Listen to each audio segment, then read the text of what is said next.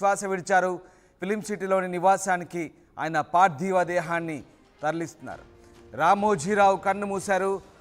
Media Mughal Ramoji Rao కన్నుమూతతో ఒక్కసారిగా విషాద ఛాయలు అలుముకున్నాయి. హైదరాబాద్లోని ఓ ప్రైవేట్ ఆసుపత్రిలో రామోజీరావు చేరారు. చికిత్స పొందుతూ తుది శ్వాస విడిచారు. ఫిలిం సిటీలోనికి నివాసానికి ఆయన పార్థివ దేహాన్ని తరలించారు. ఈ నెల 5న గుండె సంబంధిత సమస్యలతో ఆయన ఆసుపత్రిలో చేరారు. కొంతకాలంగా అనారోగ్యంతో బాధపడుతున్నారు రామోజీరావు. ఈ తెల్లవారుజామున 4:50 రామోజీరావు కన్నుమూశారు. దీంతో విషాద ఛాయలు అలుముకున్నాయి. మా ప్రతినిధి కృష్ణమోహన్ జాయిన్ అవుతున్నారు. కృష్ణమోహన్, రామోజీరావు కన్నుమూశారు. ఎంతోమందికి మీడియా ద్వారా ఉపాధి కల్పించి ఆదర్శంగా నిలిచినటువంటి రామోజీరావు కన్నుమూయడం నిజంగా ఒక రకంగా విషాదం అనే చెప్పాలి. రామోజీరావు ఎలాంటి ఆరోగ్య సమస్యలతో బాధపడ్డారు? ఆయన ఎన్ని గంటలకు సరిగ్గా మృతి చెందారు?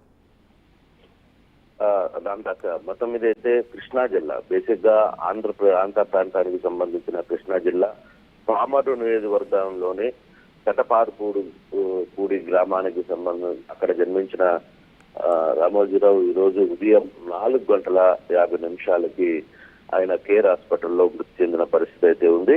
ఆయనకి నెల 5 నుంచి కూడా కొంత ఆరోగ్య సమస్యలు రావడం గతంలో కొంత ఉన్నప్పటికీ కూడా ఈ సమస్యల నేపథ్యంలో ఆయన్ని కేర్ హాస్పిటల్కి తరలించిన పరిస్థితి అయితే ఉంది.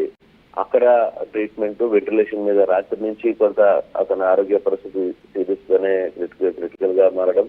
సో రాత్రి కూడా వైద్యులు పూర్తి స్థాయిలో అతన్ని కాపాడే ప్రయత్నం చేసినప్పటికీ కూడా అది చివరికి వర్కౌట్ కాలేదు. దీంతో ఆయన తెల్లవారుజామున 4:30 గంటలకు తన తుది శ్వాసను విడవాల్సిన పరిస్థితి అయితే వచ్చింది.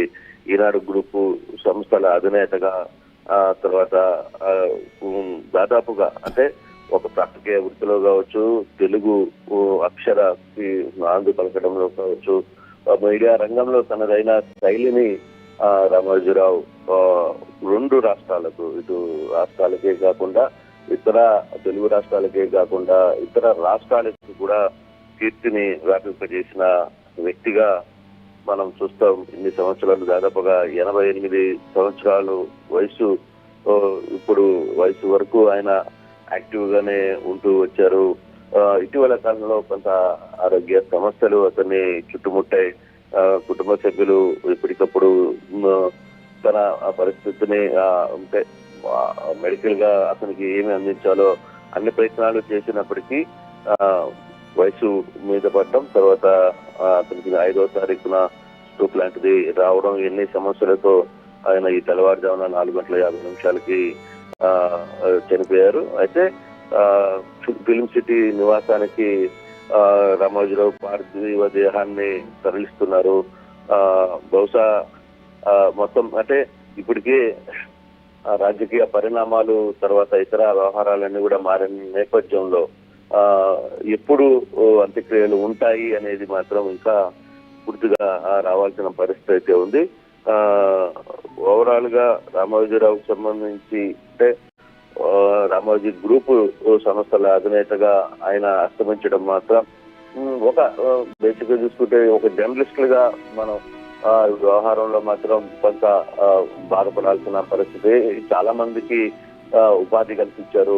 ఒక పేపర్ ద్వారా కావచ్చు, టీవీ ద్వారా కావచ్చు, పలు వ్యాపార సంస్థల ద్వారా కొన్ని వందల వేల మందికి ఉపాధి కల్పించిన వ్యక్తిగా రామోజీని చూడొచ్చు. ఒక సీనియర్ జర్నలిస్ట్ గా, తర్వాత అంటే ఈ సంస్థలు అధిపతినే కాకుండా ఒక వరవడిని అంటే జర్నలిజంలో ఒక కొత్త వరవడిని తీసుకురావడంలో రామోజీరావు పాత్రని ఎవరు మర్చిపోలేరు అనేది చాలా ఖచ్చితంగా చెప్పచ్చు. అయితే ఇప్పుడు వరకు అంటే ఈ వ్యవహారంలో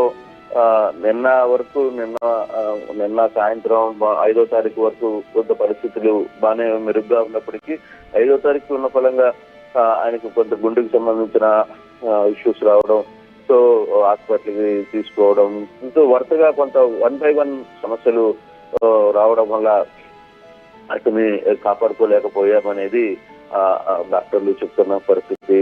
ఇప్పుడు ఫిలిం సిటీకి తరలించే ప్రయత్నం అయితే చేస్తున్నారు. ఫిలిం సిటీలో ఎటువంటి ఏర్పాట్లు చేస్తారో చూడాలి. కుటుంబ సభ్యులు ఆయన అంటే నివాసం కూడా ఫిలిం సిటీలోనే కాబట్టి అక్కడ ఎటువంటి పరిస్థితులు చేస్తున్నారు అనేది చూడాల్సిన పరిస్థితి అయితే ఉంది.